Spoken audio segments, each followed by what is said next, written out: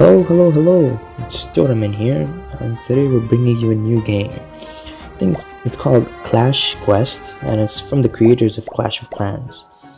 Now, this game is fairly new, and it has a similar concept to their previous games like Clash Royale, and it uses the same characters or the same types of troops from Clash of Clans. They have added a couple of new things that we'll get into. Now, as you can see, I've just recently started playing. I'm only on stage 5. Now, quickly I'm just going to go through the whole game. Now we have each one of these islands that they call it have these bunch of levels. Each one has 3, 4, 5. I'm not sure how far it goes, but the max one I've seen right now is 5. And each one has these different levels. Now each level is called a stage, and then each one has like 3 different stages inside it, and so on and so forth. And obviously you have to collect all the stars. Now obviously when you go through, you can collect all these different troops and cards. I've only gotten to the swap card. It's pretty cool. We'll get into the mechanics of this whole things, and it's not a bad game. However, I believe it's going to be a pay to win game or pay to play, where you would need all these gems and all these tokens and gold. It's not too bad for now, but we're getting there. Now, first of all, it's pretty easy. We'll get into a stage right here. Let's say we do the top one. And now, before you start, you have these different troops that you're able to access. As you can see, in this level, we can have giants, archers, the prince, wizards, the fireball, and the swap card. Now, we'll attack it, show you how it works.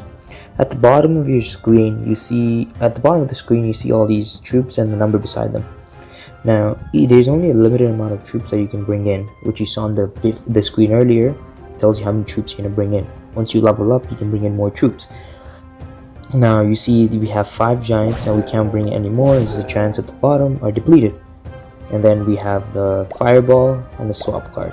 Now the swap is for swapping your own troops, and the fireball is for attacking the opposite troops.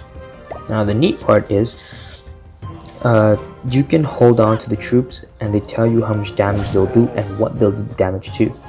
As you can see, the wizards will attack this area right here, and wherever you see that death symbol appear, right, if for example when you do this is what they're attacking, no death symbol, but here see that wall has like that skull, that means that it will be destroyed or killed. Now the more troops that you stack together, right here it says 3 times combo, so 40% damage more. The more times you stack, the more troops you stack together, the more damage you'll do. At 3 it's 40, if you have 6 it gets to 100, and you can go more and more. The max, I think the most I've gotten was about 9 or 8 troops, which did 140 plus damage, which is obviously really good. But in order to line up, you have to strategically play it out. So here we see that these walls, all the troops have different attributes or different characteristics. Wizards do splash damage, princes only attack in a straight line, obviously giants only go for defenses, archers, well, common, they can shoot over the walls. Now we'll start with the wizards here. You can see the splash damage destroys that one wall for us, saving us the trouble. Now here you can see that 3 of our troops have a skull on them. That means that the next turn they will die if we don't do anything with it or destroy the buildings. Now as you can see in these buildings, they have numbers beside them. They have those 1s, 3s, and 2s. That's how many turns it'll be before they can attack. So in one more of our turn, right here, this X bow right here, one more turn and it will attack our troops. Now once you click on them, you can see that they have this much health, they can do this much damage, so on and so forth. Once again, if you hold it, you can see the wizard tower is gone. However, you want to stack as much as you can. So if you only do one archer right here, it'll do minimal damage, but if you do 2 archers, it'll do more damage. If you do more giants, it'll attack more defenses. Wizards, same thing.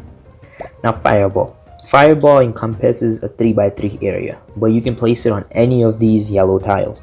So if I put it on the, if I were to put the fireball on this cannon, it would do a 3x3 area from that cannon. So it would only cover the top half. Right, as you can see, if you hold it, it lets you know that you can do this. These X's or these red squares is what's going to be damaged. So for demonstration, I'm going to put it right here. Therefore, as you can see, it destroyed a couple buildings, did some damage. But the cool part is you don't lose your turn. Those are like passive abilities, you can say, that lets you use them in your turn and not lose your turn, so it doesn't go to them. So you can play them before, you have to play it before you play your troops. Here we'll go with the giants and let's see what happens. Let's see, we'll be losing a couple of those archers because we weren't able to defend it properly. See, we lost quite a bit of troops, so you have to be careful how you use them. Now here we'll use a swap card. Now this is how you can use a swap card. They can be swapped between an empty space or regular space. And if I were to swap this prince with this wizard, we can see that we get about 6 wizards lined up, giving us 100% bonus. And as you can see, it does a lot more splash damage and kills a lot more buildings. So we're going to do that. And if you wanted, you can use all your abilities at once. Now here's another thing, we have archers. Archers are pretty good, but in this case we'll be using the princes to destroy that cannon and destroy that X-bow. What this allows us to do is then move this front archer back, giving us a combo of 7, which does 120, destroying the entire board. There we go. And once the level is completed, you get a chest that you get to open. And these are all these elixirs that you get. They allow you to upgrade your troops, gold, and obviously a star. Now, once you get 12 of these or 10 of these or how many ever you need, you can upgrade them. However, the bad part is it takes quite a bit of money. As you can see, 5,000, I only have 6,300. It takes a lot of time to get the money, or the gold, I should say. Now here you can tell on the side that there's numbers. That's how many troops you can bring into the attack if they require that troop. For example, if I were to go in here and choose, we can see that there's no giants, but we have barbarians instead, and there's a number which is 11. Therefore we're bringing 11 barbarians. Now another thing, they have these tokens or this quest energy, and it takes about 1 hour to get a new one. Now it's quite a bit, but they've changed it up where you can get quest tokens, so that if you ever run out of energy, you can use this quest tokens to refill it, or you get one attack. Now here you have this card right here, card of gold. What that card of gold does is it allows for you to have a chance. It's called a side quest to get more gold. So it allows you to upgrade or get more resources quicker. So we'll be attacking it, and we'll see in this one there's gonna be spear goblins. Now spear goblins, they don't come up normally, or they haven't yet, but they're there. They will show up when there's more gold to acquire. These earlier levels are quite easier than the later levels, obviously, so you don't have to always be on the lookout. Just go with the attack however you feel. They're not too bad. Oh, and the best part about wizards is they can destroy these walls on the top. As you can see on the top, they'll destroy all those walls for the next upcoming level, which is really useful for ground troops.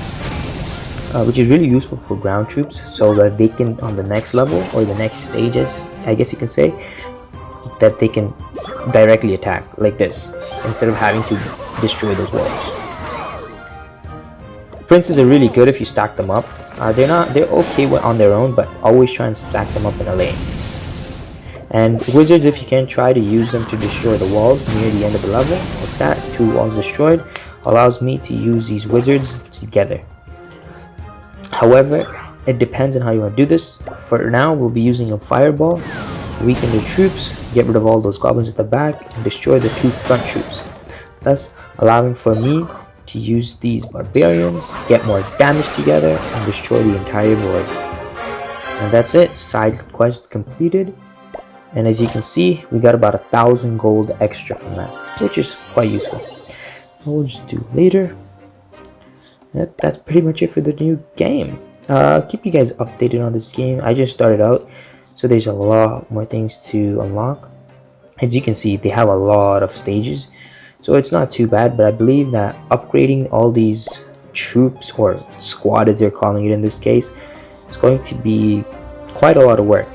And I still haven't joined the league yet because I need 70 stars and the socials. I will be doing this pretty soon, and I'll keep you guys updated. Till then, have fun.